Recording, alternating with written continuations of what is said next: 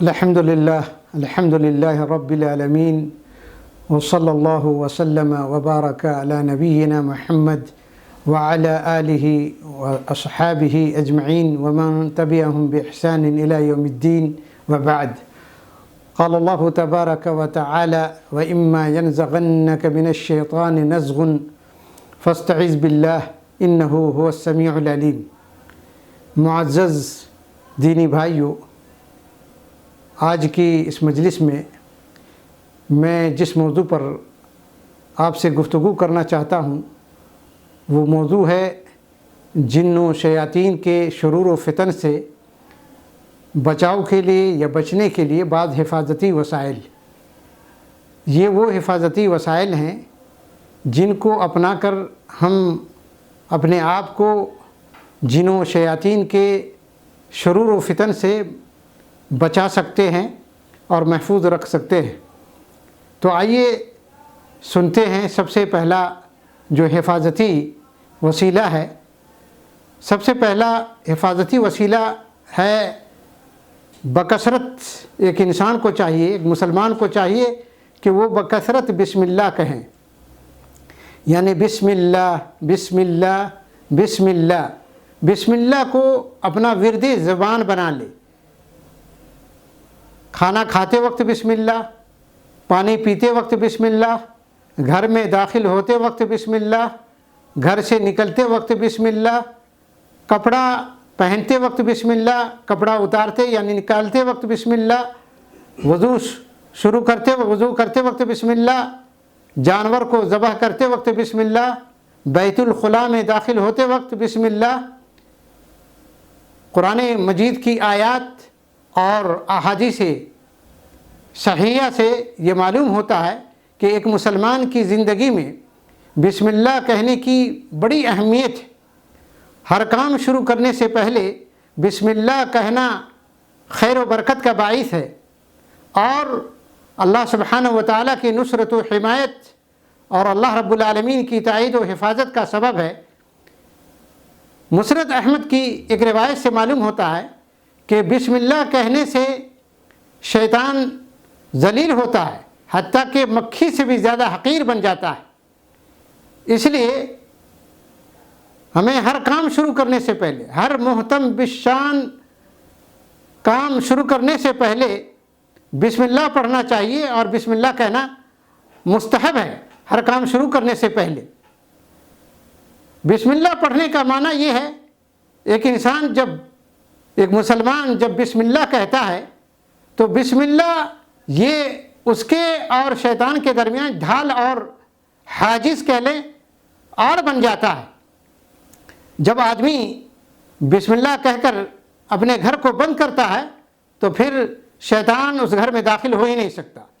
اس لیے نبی کریم صلی اللہ علیہ وسلم کی وہ حدیث آتی ہے، آپ صلی اللہ علیہ وسلم نے فرمایا کہ انما بین اعینکم و اعین الجان قول بسم اللہ. یعنی بسم اللہ جو ہے انسان اور پھر اس کے بعد شیطان کے درمیان حاجز بن جاتا ہے. بسم اللہ انسان اور شیطان کے درمیان ڈھال اور بن جاتا ہے.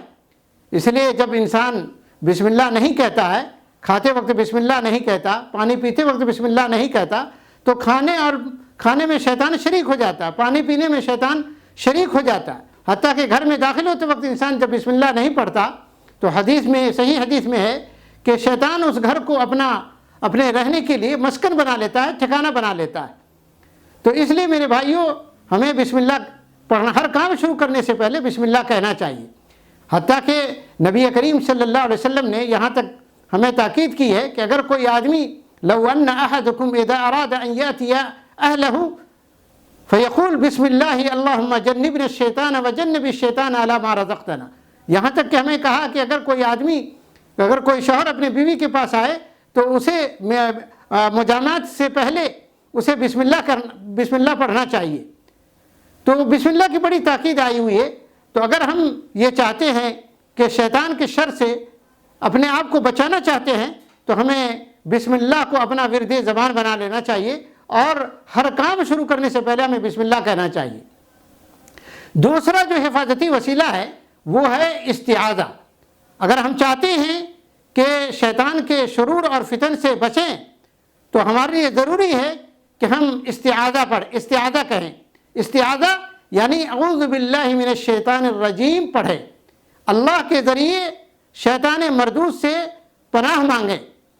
قرآن مجید میں اس لیے اللہ سبحانہ و تعالیٰ نے قرآن مجید میں اپنے بندوں کو شیطان کے شر سے پناہ مانگنے کا حکم دیا ہے. اللہ سبحانہ و تعالیٰ نے فرمایا کہ وَإِمَّا يَنزَغَنَّكَ مِنَ الشَّيْطَانِ نَزْغٌ فَاسْتَعِذْ بِاللَّهِ إِنَّهُ هُوَ السَّمِيعُ الْعَلِيمُ.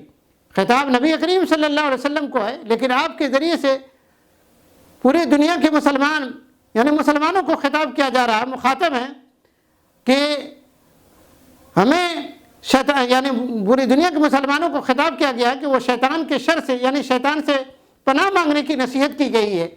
اس لیے کہ شیطان جو ہے وہ انسان کا دشمن ہے، وہ کبھی بھی انسان کے ساتھ احسان اور بھلائی کو مانتا ہی نہیں، کبھی انسان کو خیر کی دعوت دے ہی نہیں سکتا، خیر کی طرف بلا ہی نہیں سکتا. شیطان تو انسان کا دشمن ہے اور وہ ہر وقت اور ہمہ وقت اور ہمیشہ انسان کے خلاف سازش میں لگا رہتا ہے. اسی لیے میرے بھائیوں ہمیں استعاذہ جو ہے نا، اللہ تبارک و تعالیٰ نے ہمیں اگر ہم شیطان سے بچنا چاہتے ہیں تو ہم بکثرت استعاذہ یعنی اعوذ باللہ من الشیطان الرجیم پڑھیں. اس لیے اللہ سبحانہ و تعالیٰ نے ہمیں قرآن مجید کی تلاوت کے وقت، قرآن پڑھتے وقت بھی ہمیں استعاذے کا حکم دیا ہے. اللہ سبحانہ و تعالیٰ کا ارشاد ہے کہ فَإِذَا قَرَأْتَ الْقُرْآنَ فَاسْتَعِذْ بِاللَّهِ کہ جب تم قرآن پڑھو تو استعاذہ یعنی اللہ کے ذریعے شیطان مردود سے پناہ مانگو. یہاں بھی ہمیں استعاذے کا حکم ہے. اسی طرح سے جب غصہ ہے، غصہ کے وقت بھی ہمیں استعاذے کا حکم دیا گیا ہے. اگر کسی انسان کو غصہ ہے تو اسے فوراً جتنا جلد ممکن ہو سکے اسے استعاذہ پڑھنا چاہیے، یعنی اعوذ باللہ من الشیطان الرجیم کہنا چاہیے. جب انسان غصے کے وقت جب اعوذ باللہ من الشیطان الرجیم پڑھ لے گا تو پھر شیطان کا اس کے اوپر بس نہیں چلے گا.